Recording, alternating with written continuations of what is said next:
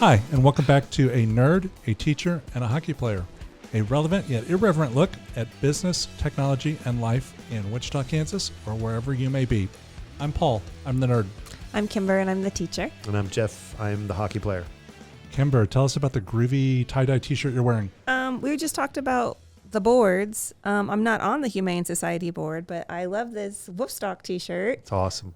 This was from 2022 when they did their tie-dye groovy era. And be real honest, this is not my t-shirt. One of my at-home humans outgrew this, and now it fits me. And this is too cool of a shirt to just cool donate to somewhere else. Right on. Jeff, how about yourself? Metallica. This is actually the show here, about 5 years ago here at Intrust. Mm-hmm. The show was great. I remember, but you know what I remember from the show is I'm sitting there at this concert and they're getting ready and the lights are on, they're getting ready, and all of a sudden I get an alert on my phone that somebody just ordered $65 worth of Domino's pizza. Did you make this charge? I'm like, $65 worth of Domino's pizza is a shit ton of pizza. See, I told you to save your quarter. Yeah. I said, fuck, my credit card got compromised. At any rate, that's what I recall from this. I literally blocked my card and stopped everything from the seats at the Metallica concert. Yeah. Awesome. Well, I am wearing a Hard Rock Cafe t-shirt, one of the ones from my collection. This is from New York City and Times Square. We were there a couple years ago. And I've kind of drifted away from wearing concert t-shirts because all the concert t-shirts I have left were from when I was half the man I am today. And nobody wants to see that. That's great. I got concert shirts for days, but I will say I had to go into the overflow concert shirt or the overflow closet to find some of these ones. So, yeah. So, Kimber, what are we talking about today? We're talking about a different kind of bored today. Can you let yourself be bored? I personally struggle with this, but we were talking before this. Jeff said we wasted a whole episode. That what I think of being bored and no tech is significantly different than what other people think about as no tech. So what does no tech mean to you? No tech. So, no screens. So on the back patio with a glass of iced tea and a book? Yeah. Okay. See, no tech to me is just not looking at my phone. I can aimlessly watch some program on History Channel or something like that and be fine if I'm bored. But I that's to me, that's tech. To me, TV isn't tech. But again, I mean, you do you. Okay. Well, yeah. Even having a book, is that really letting yourself be bored? I don't think so. I mean, I'm not bored when I have a book. No, but I find, and that's kind of what I see as the huge benefit to that kind of disengagement. It's a lot of times that's when the best creative ideas come in. Mm-hmm. You know, whether it's, I've had some of my best ideas cutting the grass. Right? You know? On the lawnmower, right? Yeah, because you're completely disengaged from what the day-to-day normally is, and you're like, I just don't want to run over my foot. Pulled up short. I didn't have enough quarters. So I got you, buddy. Can I say I don't want to run over my fucking foot? You got it. Let it go. When you're kind of disengaged from that perspective, I think that's a lot where a lot of the best creative ideas or problem solving comes from. And I think, it can be sitting on the back porch with a glass of iced tea and a book. Mm-hmm. It can be watching a movie. It can be whatever it is that disengages you from the normal thing, the normal rut that your brain is in. Mm-hmm. I've often thought windshield time I've used a lot. If you're driving somewhere, I don't mind taking, if got a couple hour road trip or something, driving alone sometimes it's therapeutic. It's some of your best thinking happens when you just put on some tunes and you just got the lines and you're just thinking, right? Just let your mind go. I've had some good thoughts come as I got to tell you, the most memorable moment I had in the past 10 years probably, or one of the most memorable ones has been, I was driving the highway between Great Bend and McPherson. Mm-hmm. And about halfway in between, there's a dead zone where there's no cell service. And my phone literally said, no service. And I thought, I'm going to pull over and enjoy this moment. Nobody knows where I am. I can't get on the internet. Nobody can email me. Nobody can call me. This is like the 70s again. This is awesome. Full transparency, one of the things, and I'm going to shut up so you can get us some No. of your stuff, but No. full transparency, one of the things that my wife and I picked up on, we started going and doing canyoneering out in Utah.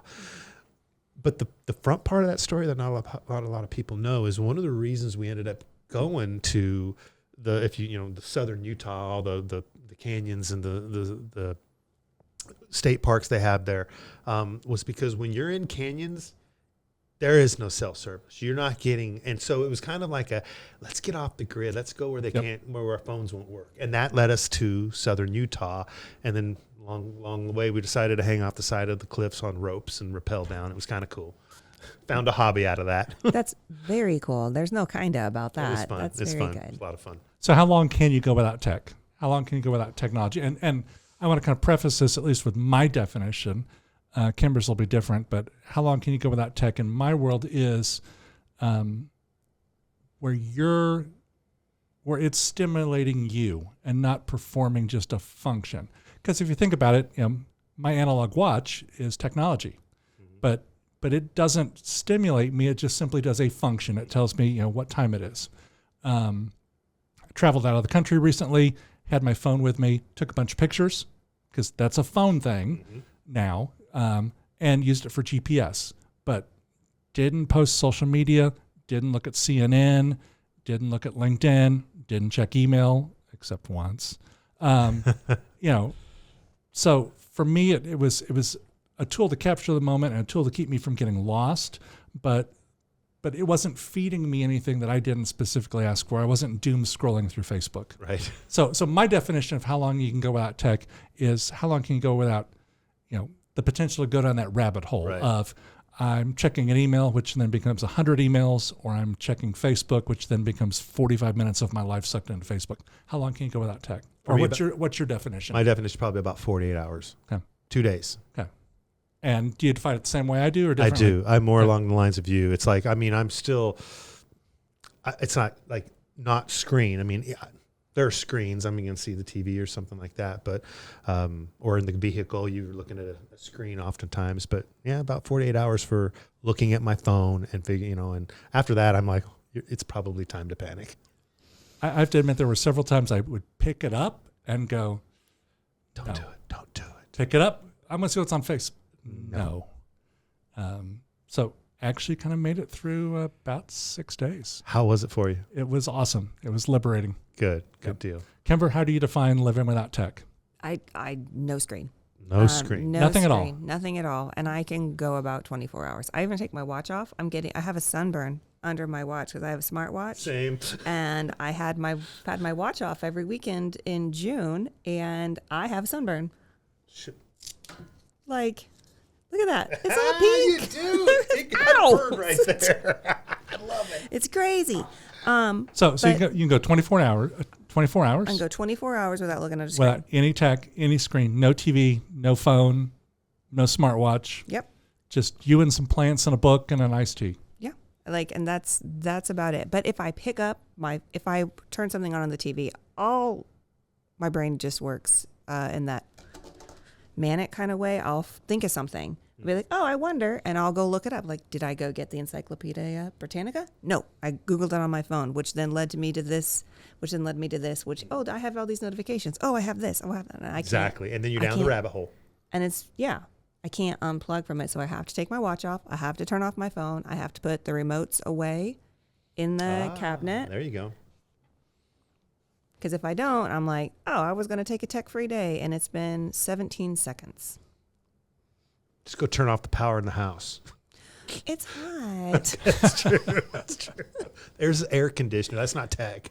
That's I don't look at that screen either. Right. I'm just I'll leave it alone. Put a piece of tape over it. That's good. And maybe Kimber, you're onto something. Maybe we should all kind of look more towards like a tech-free Sunday or something like that. That might be onto something. There. You get up Sunday morning, leave the phone alone.